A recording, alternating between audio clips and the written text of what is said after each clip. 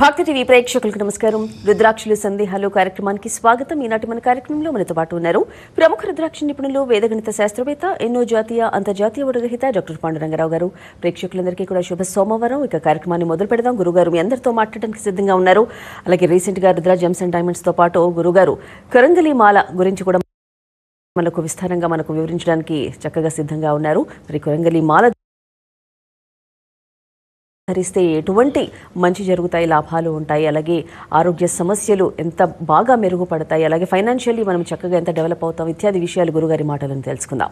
ఓం నమః శివాయ గురుగారు. ఓం నమః శివాయ. శుభ సోమవారం మీకు అందరికీ కూడా శుభ సోమవారం. త్రయోదశి కూడా త్రయోదశి ఇవాళ. ఓకే, త్రయోదశి బాగుండ త్రయోదశి, రేపు చతుర్దశి, రెండు మంచి రోజులు.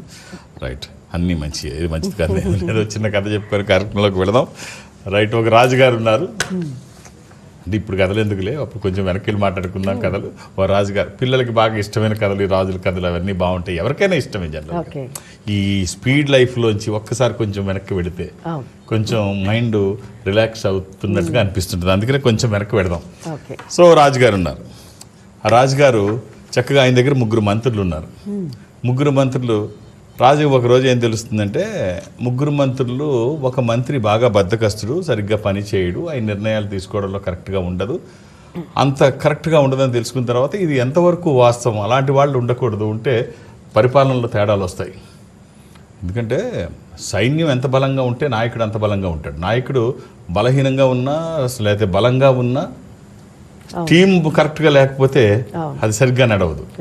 అందుకని రాజు ఏం చేస్తాడంటే, ముగ్గురు మంత్రుల్ని పిలిచి, ఎవరెవరో తెలుసుకోకర్లా, వాళ్ళ ఇది నలిపోతారు, ముగ్గురిని పిలిచి 3 బ్యాగులు ఇచ్చి, పెద్ద పెద్ద గోనె సంచులు ఇచ్చి, ఒక ప్లేస్కి పంపించి అడవిలో, మీరు మంచి ఫ్రూట్స్ నాకు గిఫ్ట్గా తీసుకురండి, మంచి మంచి మీ సెలక్షన్ ఎలా ఉంటుందో చూద్దాం, పంపిస్తాను.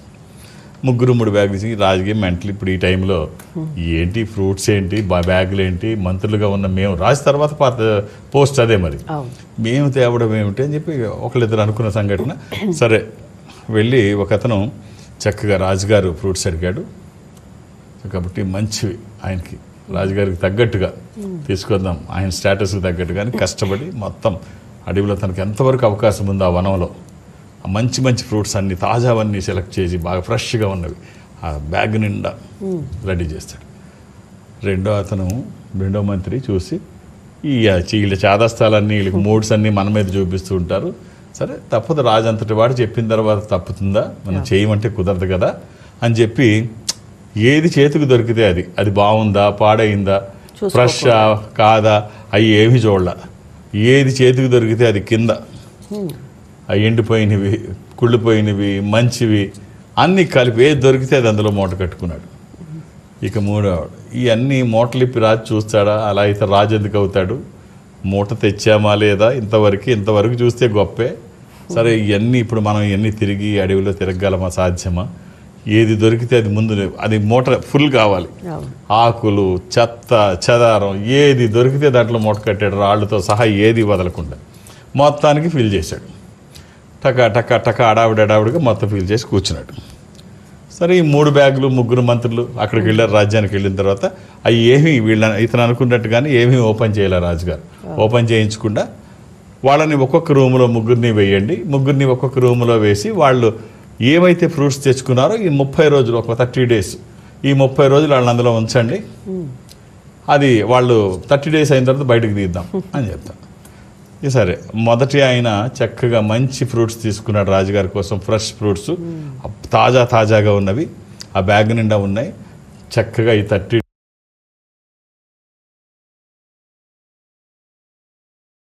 డేస్ అతనికి ఏమీ ఇబ్బంది లేకుండా ఆఖరి వరకు, అది కొంచెం వాటి క్వాలిటీ తగ్గుతున్నప్పటికీ కూడా ఏమి పర్వాలేదు పంపారు. రెండో అతను అవి పాడైపోయినాయి, అవి ఇవి ఉన్నాయి, మొత్తం తిని అనారోగ్యం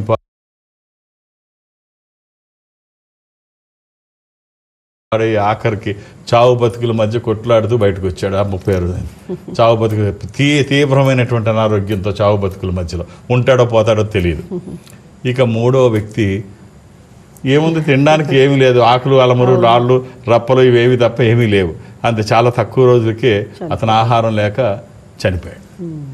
సో మనం ఎప్పుడైనా బద్ధకిస్తే కథ మనకి ఏం చెప్తుందంటే బద్ధకం అనేది చాలా ప్రమాదం, ఎప్పుడుది అప్పుడు చేసుకొని బద్ధకం విడవకపోతే జీవితమే కోల్పోయే ప్రమాదం ఉంటుంది. బద్ధకస్తుడికి ఏమీ ఉండదు. కాబట్టి ఎప్పుడూ యాక్టివ్గా ఉండి మన జీవితాన్ని నిర్మించుకోవడానికి కావాల్సిన పనులు ఏది అవసరమైతే అది చేసుకుంటూ ముందుకు వెళ్ళాలి తప్ప అది పోస్ట్ పోన్ చేసుకుంటూనో బద్ధకం చూపించి తర్వాత చేసుకుందామంటేనే జీవితాలు పాడైపోతాయి, అవకాశాలు కోల్పోతాం. రైట్, బాగుంది స్టోరీ గురుగారు, ధన్యవాదాలు. కాల్స్ చూద్దాం. హలో హలో, చెప్పండి మీ పేరు? నా పేరు సుబ్బలక్ష్మి అండి. మా పాప గురించి తెలుసుకున్నామని. ఓకే అండి, మాట్లాడండి. అమ్మా, ఓం నమ శివాయ. ఓం నమ శివాయ గురువు గారు. ఏమిటమ్మా? మా పాపది 2000 సంవత్సరం 2000 సంవత్సరం జూలై నెల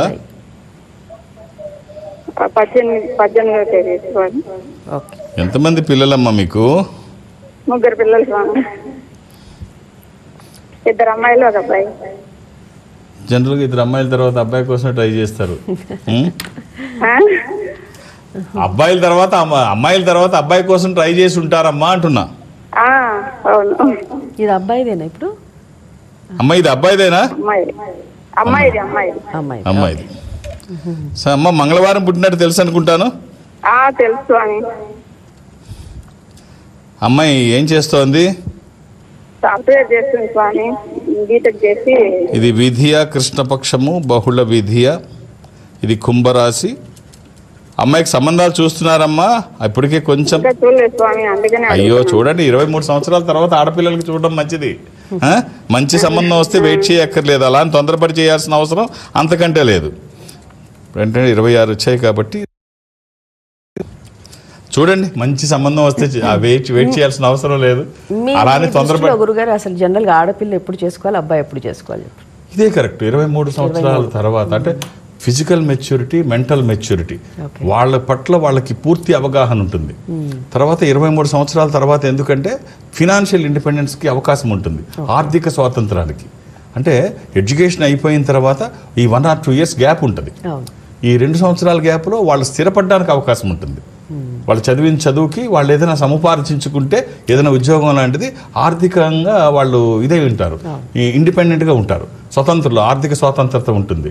లేకపోతే ఏమవుతుందంటే ఎంత పెద్ద ఇంటికి పంపించినా 100 రూపాయలు కావాల్సి వచ్చినా అత్తారనో లేకపోతే భర్తనో చేసా పడగాలి. 100 రూపాయలు కావాల్సి వచ్చినా ఇంటి దగ్గర తెచ్చుకుంటే డబ్బులు ఉంటాయి, ఎన్ని రోజులు ఉంటాయి? సరే ఎన్నిసార్లు అమ్మా నాన్న అడుగుతారు? సో భర్తను కానీ ఇల్లాస్ కానీ అడిగితే, అత్తమామల్ని అడిగినా భర్తను అడిగినా చెయ్యి ఎప్పుడైతే కింద ఉంటుందో మనం మాట్లాడేది కోల్పోతాం. ఇది మాట్లాడే స్వాతంత్రత కావాలి, ఇండిపెండెంట్ వ్యూస్ వాళ్ళకు ఉండాలి అంటే ఖచ్చితంగా ఫినాన్షియల్గా ఆర్థికమైనటువంటి ఇది ఉండాలి. సో ఏదైనా జాబ్ చేసుకుంటే బాగుంటుంది. అందుకనే వాళ్ళు కరెక్ట్గా 23 సంవత్సరాల తర్వాత వివాహానికి బాగుంటుంది. మా పిల్లలకి ఏముంది 25 తర్వాత చూస్తారు, 25 తర్వాత చూస్తారు. ఇది కరెక్ట్ ఏజ్. ఇలా చేస్తే వాళ్ళకి పుట్టే పిల్లలు కూడా అప్పుడు అంటే ఎప్పుడు ఏ వయసులో ఏది జరగాలో అది జరుగుతుంది. రైట్ అమ్మా. ఈ అమ్మాయికి మీరు ఇవ్వాల్సిన బాగుంది, మంచి సంబంధం వస్తే చేయడానికే ప్రయత్నం చేయండి అమ్మా. ఒక మంచి రుద్రాక్ష చెప్తాను, మంచి రోజు మాట్లాడుకుంటున్నాం. త్రయోదశి, ఇవాళ కూడా త్రయోదశి ముఖి రుద్రాక్ష, ఇంద్ర రుద్రాక్ష, రూలింగ్ రుద్రాక్ష, కమాండింగ్ రుద్రాక్ష. అనుకున్నది సాధించడానికి, సంకల్పం సిద్ధించడానికి, కోరికల సాఫల్యం కోసం జాతకపరంగా అవసరమైంది కూడా త్రయోదశి. ఇది కుదరకపోతే ద్వాదశి, 12 ముఖాలు సూర్యస్వరూపం. ఉన్నతమైన స్థితి కోసము, అనారోగ్య సమస్యలు లేకుండా బ్రైట్ ఫ్యూచర్ కోసం. ఈ రెండిట్లో ఏది వీలైతే అది వేయండి, మంచి ఫలితం అయితే చూస్తారు. మనం చేస్తున్న పనికి ఒక స్పిరిచువల్ సపోర్ట్, ఒక దైవికమైన సహకారం ఉంటే చాలా బాగుంటుంది. త్రయోదశి ఇప్పుడు మనం ఇంత గొప్ప రోజు అనుకున్నాం. కొన్ని వర్గాల్లో ఇది అంటే జనరల్గా క్రిస్టియానిటీలో ఇది వ్యతిరేకిస్తారు. అంటే ఇప్పుడు అమెరికా లాంటి దేశాల్లో కూడా ఈ 13వ నెంబర్ స్ట్రీట్ ఉండదు, 13వ నెంబర్ హాస్పిటల్లో బెడ్ ఉండదు, 13తో కూడింది ఏది ఉండదు. తర్వాత 12A 12B అని ఉంటాయి, 13A అదే 14A, అందుకని 13 అనే నెంబర్ ఉండదు వాళ్ళకి. అంటే కొన్ని ఏరియాలో మాత్రం, ప్రపంచం అంతా కూడా కాదు. ఎందుకంటే 13 ఆ రోజు అంటే జీసస్ క్రైస్తు లాస్ట్ సప్పర్, ఆఖరి తన డిన్నర్లో లాస్ట్ డిన్నర్ చేసినప్పుడు 13 మందితో ఆయన కూర్చొని డిన్నర్ చేస్తారు. వాళ్ళ తర్వాత ఎవరు కనిపించరు. తర్వాత వీళ్ళే ఆయన మీద వ్యతిరేకంగా సాక్ష్యం చెప్తారు, అతను ఎవరో మాకు తెలియదు అని. ఆపద వచ్చినప్పుడు. సో అది ఆ రోజు మంచిది కాదు, 13 సంఖ్య మంచిది కాదు అని చెప్పి మనకి 13 సంఖ్య చాలా గొప్పది. సో కాబట్టి సో యద్భావం తద్భవం, ఎలా అనుకుంటే అలా. రైట్ గురుగారు, మరి సోమవారం మాకు చూపించే అరుదైన రుద్రాక్షలు తీసుకొచ్చారు ఈరోజు. లక్ష్మీ అమ్మవారిని రుద్రాక్షలతో కలిపి, ఇవన్నీ లక్ష్మీ స్వరూపమైన వివిధ రకాలైనటువంటి సప్తముఖి రుద్రాక్షలు. ఓకే, అమ్మవారి అన్ని సప్తముఖులే. ఈ సప్తముఖి రుద్రాక్ష కింద అమ్మవారు కూర్చునే ఈ కలువ పువ్వు, తామర పువ్వు ఎలా ఉంటుందో కింద బేస్ అలా ఉంటుంది, పైన 7 ముఖాలు ఉంటాయి. అమ్మవారు పుష్పం మీద కూర్చొని ఉంటారు కాబట్టి ఇప్పుడు ఈ లాకెట్ కూడా అలాగే ఉంటుంది, దానికి సంబంధించిందే. ఇది బంగారంతో కలిగి ఉంటుంది. మిగిలిన సప్తముఖి రుద్రాక్షలన్నీ ఆ కింద బంగారంతో కలిపి ఉన్న చిన్న చిన్న రుద్రాక్షలు కూడా సప్తముఖులే, చిన్నవి ఉన్నాయి. అవి కూడా బంగారంతో కలిపి కింద అవి మువ్వల్లాగా వేలాడుతున్నవి ఏవైతే ఉన్నాయో అవి కూడా సప్తముఖి రుద్రాక్షలే. ఇవన్నీ కూడా ఒక మంచి కలెక్షన్తో కూడుకున్న సప్తముఖి రుద్రాక్షలు. ఈ సప్తముఖి జనరల్గా ఏమిటంటే కాంబినేషన్స్లో వాడతారు, విడిగా కాకుండా. కొన్ని రుద్రాక్షల కలయిక అంటే ఎలా వేసుకోవాలంటే 7 ముఖాలు ఎప్పుడూ కూడా. ఎందుకు కాంబినేషన్ అంటే పరిపూర్ణత రావాలి అంటే ఇప్పుడు 7 ముఖాలు, ఇది లక్ష్మీ స్వరూపము, శని దోషములకి మంచిది. సో దీని పక్కన ఏ రుద్రాక్ష బ్యాలెన్స్ ఉండాలి అంటే అష్టముఖి రుద్రాక్ష కానీ దశముఖి కానీ. ఎందుకు అంటే అష్టముఖి రుద్రాక్ష గణపతి స్వరూపము. ఇప్పుడు లక్ష్మీ గణపతులు బ్యాలెన్స్ అవుతుంది. లేదు దశముఖి వేయాలి, విష్ణు స్వరూపము, లక్ష్మీనారాయణలు బ్యాలెన్స్ అవుతుంది. ఆ రకంగా చాలా మంది తెలియక విడిగా ఒక సప్తముఖి అంటే ఏదో ఒకటి వేసుకోవాలి కాబట్టి తక్కువలో దొరుకుతుంది అనుకుంటారు. ఇది బ్యాలెన్స్ లో వేసుకుంటే చాలా బాగుంటుంది విడిగా కంటే. సో మంచి ఈ సప్తముఖి రుద్రాక్ష లక్ష్మీ స్వరూపము. లక్ష్మి అంటే అందరికీ ఇష్టమైనటువంటిది. మరో కాల్ చూద్దాం. హలో హలో హలో, చెప్పండి మీ పేరు? శంకర్ రెడ్డి.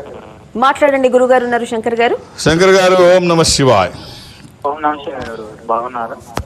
First class. నాకేమండి? హలో చెప్పండి, డేట్ ఆఫ్ బర్త్ చెప్పండి. హలో, 22 గట్టిగా మాట్లాడాలి. 22 జనవరి 93. శంకర్ గారు, ఏమిటి ఇంత స్లో? శుక్రవారం పుట్టినట్టు తెలుసా శంకర్ గారు? లైన్లో ఉన్నారా? ఉన్నారా లైన్లో? అది ద్వాదశి, కృష్ణపక్షము, బహుళ ద్వాదశి. ఇది ధనుర్రాశి. తగ్గించండి, టీవీ వాల్యూమ్ తగ్గించండి శంకర్ గారు. వివాహం అయిందా అండి? లేదండి. కొంచెం ఆలస్యం అయింది. అవునండి. రైట్ అండి, పెద్ద ఆలస్యం కాదులేండి. 30 సంవత్సరాలు క్రాస్ అవుతున్నాయి ఇప్పుడు కాబట్టి పెద్ద ఆలస్యం కాదు. కానీ ఏ వయసులో, ఇందాక చెప్పుకున్నట్టు ఏ వయసులో ఏది జరిగితే అది జరగాలి, అది మంచిది. చూడండి, ముందు ఒక ఇంటి వారు అవ్వడానికి ఏం చేస్తున్నారు ఇప్పుడు శంకర్ మీరు? జాబ్ చేస్తున్నామండి. కంఫర్ట్ గా ఉందా? కంఫర్ట్ గా ఉందా? గ్రోత్ ఉండట్లేదు సార్. గ్రోత్ ఉండాలంటే మనల్ని మనం అప్గ్రేడ్ చేసుకోవడమే. అంటే ఏదో ఒక కొత్త వెపన్ ఏదన్నా తీసుకోండి, కొత్తగా ఏదో ఒకటి అప్డేట్ అవుతూ ఉండండి, అన్నీ బాగుంటాయి. మనల్ని మనం ప్రమోట్ చేసుకోవడమే. ఒక్క రుద్రాక్ష చెప్తాను, వీలైతే వేసుకోండి. ఒక ద్వాదశముఖి రుద్రాక్ష. ఇది సూర్యస్వరూపము, మీ జాతకానికి పెర్ఫెక్ట్ యాప్ట్. లేదా సింపుల్గా ఏకముఖి. ఈ రెండిట్లో ఏదో ఒకటి. 12 ముఖాలు సూర్యస్వరూపం అయితే ఏకముఖికి అధిపతి గ్రహం సూర్యుడు. ఈ రెండిట్లో ఏదన్నా ఒకటి వేసుకోండి. ఇది వచ్చిన తర్వాత ఖచ్చితమైన ఫలితాలు చూస్తారు, అందులో ఎలాంటి సందేహం లేదు. అలా అని ఏది పడితే అది వేసుకోకండి. దురదృష్ట రుద్రాక్షలో 199 నకిలీ ఉంటాయి. ఒక్కటైనా మంచిది వేయగలిగితే అది ప్రతి నిత్యము కాదు, ప్రతి నిమిషము మనతో ఉండి మనం ఉన్న స్థితి నుంచి ఉన్నతంగా తీసుకెళ్ళడానికి ఇది దోహదపడుతుంది. వ్యతిరేక శక్తులు మన దరిదాపులకి రాకుండా ఇది కాపాడుతుంది. మరో కాల్ చూద్దాం. హలో హలో అమ్మా, చెప్పండి మీ పేరు? లక్ష్మి. లక్ష్మి గారు మాట్లాడండి, గురువు గారు ఉన్నారు. డేట్ ఆఫ్ బర్త్ చెప్పండి. అమ్మా, ఓం నమ శివాయ్. 1995 20వ తారీఖు 4వ నెల. ఓకే అమ్మా, ఎవరిది ఇది? మా బాబుదండి. అమ్మా, గురువారం పుట్టినట్టు తెలుసు కదా, లక్ష్మీవారం. తెలుసండి.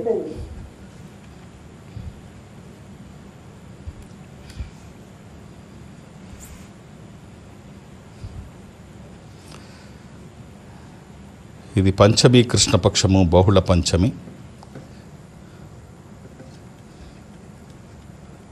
ఇది వృశ్చిక రాశి. అమ్మ, ఈ అబ్బాయికి ఇవ్వాల్సిన రుద్రాక్ష ఒక చిన్న కాంబినేషన్ చెప్తాను, వీలైతే అలా వేయండి. ఒక 7 ముఖాలు, 8 ముఖాలు, ఏకముఖి, ఈ 3 కుదిరితే చిన్న కాంబినేషన్ కుదిరితే వేయండి, చాలా బాగుంటుంది.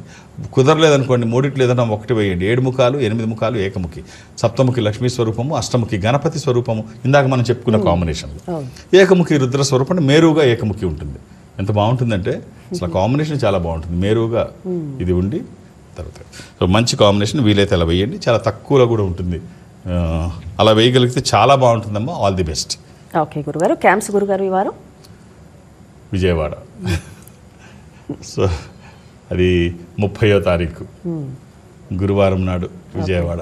ఈ మధ్య విజయవాడ చాలా గ్యాప్ వచ్చింది, ఎందుకంటే చెప్పుకున్నాం కదా మనం, ఫ్రైడే మాట్లాడుకున్నాం, చాలా గ్యాప్ వచ్చింది.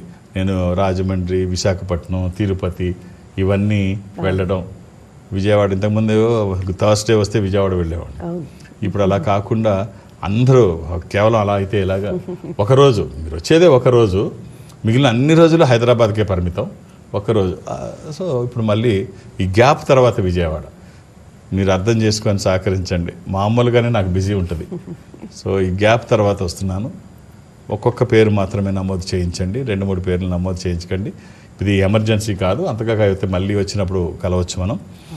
సో అర్థం చేసుకొని సహకరించండి. ఒక్కొక్క పేరే నమోదు చేయించండి. ఇక హైదరాబాద్లో నన్ను కలవడానికి ఎలాంటి అపాయింట్మెంట్స్ అవసరం లేదు. నేను ఉన్నప్పుడు వస్తే చూసేస్తాను. రికమెండేషన్స్, అపాయింట్మెంట్స్ ఇవేమీ అవసరం లేదు. నేను ఉన్నప్పుడు వస్తే చూసేస్తాను. ఆ దూర ప్రాంతాల నుంచి కూడా మీరు ఇంత దూరం రావాల్సిన అవసరం లేదు. హైదరాబాద్ వరకు మీరు ఎక్కడుంటే అక్కడ ఈ సంస్థ ఉంటుంది. ఇది ప్రపంచవ్యాప్తంగా ఉంటుంది. దక్షిణ భారతదేశం, సౌత్ ఇండియా నేను అటెండ్ అవుతాను. సౌత్ ఇండియాలో మీరు ఈ సంస్థకి దగ్గరగా ఎక్కడైనా ఉంటే, అంటే అది చెన్నై కావచ్చు, బెంగళూరు, విశాఖపట్నం, విజయవాడ, తిరుపతి, రాజమండ్రి, శ్రీశైలం, వేములవాడ, కాళహస్తి, ఇలా ఎక్కడైనా దగ్గరగా ఉంటే మీరు అక్కడికి వెళ్తే వాళ్ళు, అంటే మీరు బెంగళూరు వెళితే బెంగళూరులో చక్కగా ఒక స్క్రీన్ ముందు మిమ్మల్ని కూర్చోబెడతారు. బెంగళూరు కార్యాలయానికి పెడితే నాతో ఇక్కడ హైదరాబాద్లో నన్ను కలిస్తే ఎలా ఉంటుందో సేమ్ అలాగే. ఇప్పుడు నాకు ఒక ఛాంబర్లో ఒక రూమ్లో నేను ఉంటాను, నా ముందు కూర్చొని ఉంటారు. సో అదే సేమ్ అలాగే అక్కడ కూడా ఉంటుంది. సేమ్ సెటప్ అనమాట. టెక్నాలజీ డెవలప్ అయిపోయింది కదా. సో ముందు లేమనే మాట కానీ, ఫిజికల్గా లేమనే మాట కానీ అంతా ఒకే విధంగా ఉంటుంది. ఎదురుబెదురుగా కూర్చొని మాట్లాడుకున్నట్టే ఉంటుంది. సో అది ఏ కార్యాలయానికి వెళ్ళినా ఏమి ఇబ్బంది లేదు. ఇక్కడ వరకు రావక్కర్లేదు. మీరు అక్కడ దగ్గరలో ఉన్న వాటికి వెళితే నేను మాట్లాడతాను.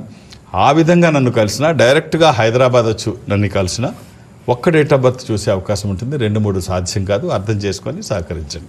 ఓకే గురుగారు. ఇక విజయవాడ మళ్ళీ చెప్తున్నా, ఒక్కటే ఓకే గురువారం నాడు. ఇక జనరల్గా ఈ మధ్య కాలంలో చూస్తుంటే, ఒకప్పుడు ఇట్లా లేదేమో మరి, ఇప్పుడైతే ఈ మధ్య కాలంలో ఘోరాతి ఘోరాలు జరిగిపోతున్నాయి, దారుణ జరిగిపోతున్నాయి. ముఖ్యంగా ఆస్తుల కోసం తల్లిదండ్రులను చూడట్లేదు పిల్లలు, అనాథాశ్రమాలు ఎక్కువైపోయాయి. అలాగే అన్నదమ్ముల మధ్యన గొడవలు. అదేదో సామెత అంటే రూపాయి నువ్వేం చేస్తావు అంటే అందరి మధ్య అలా అన్నట్టు ఇప్పుడు అంత భయంకరంగా ఎందుకు జరుగుతుంది గురుగారు? అసలు ముందు కేవలం డబ్బు ఒక్కటే కాదు, సమాజంలో మన పాత్రని గుర్తించాలి. కేవలం ఆర్థికపరమైనటువంటి సంబంధాలే కాదు. ఇదంతా అనుకుంటారు, ఇది నాది, అది నాది. ఇది ఎంతవరకు కేవలం ఇది ఏమిటి, ఇది ఎంతవరకు వాస్తవం, ఇది ఎంతవరకు నీ పేరు మీద ఉంటుంది. ఈ భూమి నాది, ఈ భూమికి ఎన్ని వందల మంది, ఎన్ని వేల మంది మారారో పేర్లు. ఈవేళ మనది ఎన్ని వేల మంది మారారో. శ్రీ మహావిష్ణువుని నారదులు అడుగుతారు, మహానుభావ మాయ అంటే ఏమిటి అని. మాయ అంటే అదే చిన్న ఆన్సర్ కాదు నారద, ముందు ఒక పని చేయి, దాహతేస్తోంది, దాహంగా ఉంది, కొంచెం నీళ్లు తీసుకురా అంటే నీళ్లు తీసుకురావడానికని సెలయేరు దగ్గరికి వెళతాడు. వాతావరణం అద్భుతంగా ఉంటుంది, మంచి వాతావరణం. సో మహావిష్ణువు అనుకుంటే కాందే ఉంది. మంచి వాతావరణం బ్రహ్మాండంగా ఉంటుంది. చల్లని గాలి, మేఘాలు అన్నీ కమ్ముకొస్తున్నాయి, చాలా మంచి వాతావరణం. నీళ్లు తేవడానికి వెళ్ళాడు. ఒక అందమైన యువతి అక్కడ ఉంది, అతిలోక సౌందర్యవతి. చూస్తుంటేనే చూడాలనిపించే అంత అందం. నారదుల వారు కూడా చూశారు. ఎవరు అతిథులు కాదు కదా, ఎవరు చూసి బాగుంది అని చెప్పి అనుకున్నాడు. ఈ అమ్మాయి ఎక్కడుంటుంది, ఈ యువతి చూద్దాం, నీళ్లు తీసుకొని వెళుతుంది. ఆ అమ్మాయిని వెంబడిస్తారు నారదుడు వెంబడిస్తూ ఆ అమ్మాయి వెనక వెళుతూ ఒక ఇంటి దగ్గరికి వెళుతూ ఉంటే ఆ అమ్మాయితో అంటాడు, నువ్వు చాలా అందంగా ఉన్నావు, నిన్ను పెళ్లి చేసుకోవాలని నాకుంది అని చెయ్యి అందిస్తాడు. ఆ అమ్మాయి కూడా చెయ్యి అందుకుంటుంది. ఇద్దరు సరే ఒకరికొకరు ఇష్టపడతారు. ఆయన జీవనాన్ని కొనసాగిస్తున్నాడు. ఒక పిల్లాడు కూడా పుడతాడు. పిల్లాడు కూడా పుడతాడు. చక్కగా కాపురం జరుగుతోంది, మంచి ముచ్చటైనటువంటి కాపురం జరుగుతూ ఉంటుంది. ఒకరోజు మేఘాకృతం అవుతుంది, ఆకాశం అంతా కూడా అదొక విచిత్రమైన పరిస్థితికి వెళ్ళిపోతుంటుంది, భయానకమైనటువంటి పరిస్థితిగా మారిపోయి ఉరుములు మొదలైంది, పెద్ద పెద్ద మెరుపులు స్టార్ట్ అయింది, గాలివాన దానికి తోడైంది, గాలి తోడైంది, వర్షం మొదలైంది. ఒక బీభత్సమైనటువంటి వాతావరణంగా మారిపోయి పెద్ద వర్షం వస్తుంది, వరదలతో మొత్తం ఇదైపోతుంది. అప్పుడు నారదుడి కుటుంబం కూడా అందులో కొట్టుకుపోతుంది, కొడుకు భార్య అందరూ కొట్టుకుపోయారు. మొత్తం తనకి సంబంధించిన వాళ్ళందరూ, నారదుల వారు కూడా కొట్టుకుపోతుంటే శ్రీ మహావిష్ణు చేయి అడ్డం పెడతాడు. చేయి అడ్డం పెట్టి ప్రాణాలతో బయటకు తీసిన తర్వాత, నారదా మంచినీళ్ళు ఏవయ్యా అని అడుగుతాడు. ఎక్కడో కాలినట్టు అనిపిస్తుంది. అసలు దేవుడు ఎలా అయ్యావు, నీకు అసలు ఏమైనా ఇది ఉందా, కొంతమైన సెన్స్ ఉందా, కామన్ సెన్స్? మరి కుటుంబం కొట్టుకుపోయి నానా బాధలతో నేనుంటే ఇప్పుడు వచ్చి మంచినీళ్ళు అడుగుతావేమిటి స్వామి, అసలు నీకేమైనా ఇది ఉందా అంటాడు. ఎక్కడి కుటుంబం నారదా, ఎక్కడిది? ఇదంతా నీ పరివారము, కుటుంబము, ప్రేమ, భార్య, కొడుకు, నేను కల్పించిన మాయ.